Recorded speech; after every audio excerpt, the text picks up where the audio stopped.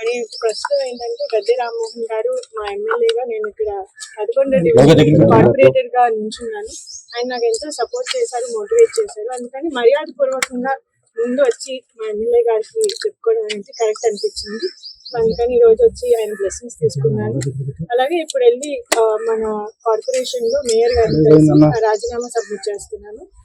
తర్వాత వెంటనే టీడీపీకి రాజీనామా చేయడం జరుగుతుంది.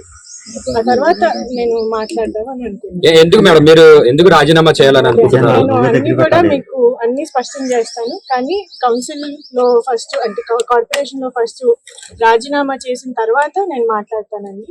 అన్ని కూడా స్పష్టం చేస్తాను. జస్ట్ కొంతసేపు ఆగండి. ఫస్ట్ రాజీనామా చేసిన తర్వాత నేను ఏదైనా కానీ నా కామెంట్స్ అనేది మీకు స్పష్టం చేస్తాను. ఎమ్మెల్యే గారు ఏం చెప్పారు? చాలా సేపు మాట్లాడారు కదా. అంటే మేము ఎప్పటి నుంచో కూడా ఫ్యామిలీ ఫ్రెండ్స్ అండి. నేను చిన్నప్పటి నుంచి కూడా గద్దె రామ్మోహన్ గారి ఇంట్లో నేను ఎప్పటి నుంచో చిన్నప్పటి నుంచి ఆడుకుంటూ ఉండగానే వాళ్ళ ఇంట్లో పెరిగిన మనిషిని నేను. సో అందుకని ఈ రోజు ఏంటంటే ఇది ఒక చాలా మేజర్ స్టెప్ నేను తీసుకోబోతున్నాను కాబట్టి. అలాగే నా పొలిటికల్ జర్నీలో కూడా గద్దె రామ్మోహన్ గారు నన్ను చాలా బాగా సపోర్ట్ చేశారు, మోటివేట్ చేశారు. ఇక్కడ మా ఈస్ట్ కాన్స్టిట్యున్సీలో మేము కార్పొరేటర్స్ అందరం కూడా ఆయనతో పాటు చాలా బాగా పనిచేసాము. సో అందుకని ఫస్ట్ వచ్చి మర్యాద పూర్వకంగా ఆయన కలిసి ఆయనకి నా నిర్ణయం గురించి చెప్పి ఆ తర్వాత వెళ్ళి రాజీనామా చేద్దామని అనుకున్నాను. సో అందుకని ఈ రోజు ఆయన వచ్చి కలవడం జరిగింది. గద్దె రామ్మోహన్ గారు కూడా నా పొలిటికల్ ఫ్యూచర్ కానీ అలాగే నా ముందు లైక్ వెల్ విషింగ్ పర్సన్ ఎప్పుడు కూడా. సో అందుకని ఆయన ఆల్ ది బెస్ట్ చెప్పి ఇంకా ఎప్పుడు కూడా మేము ఫ్యామిలీ ఫ్రెండ్స్.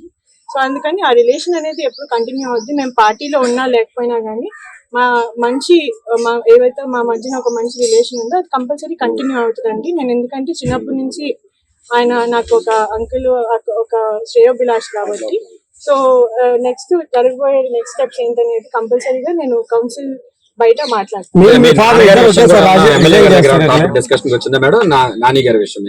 లేదండి, అంటే ఇప్పుడు జరగబోతున్న పరిణామాలన్నీ కూడా అందరికీ తెలిసినవే.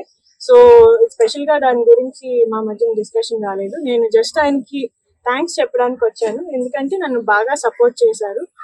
ప్లస్ నాకు ఫస్ట్ నేను క్యాండిడేట్ గా నుంచినప్పుడు ఆయనే నాకు బీఫామ్ ఇచ్చారు పార్టీ తరఫు నుండి. అందుకని ఫస్ట్ ఇక్కడికి మర్యాద పూర్వకంగా ఆయన కలవడమే కరెక్ట్ అనిపించింది.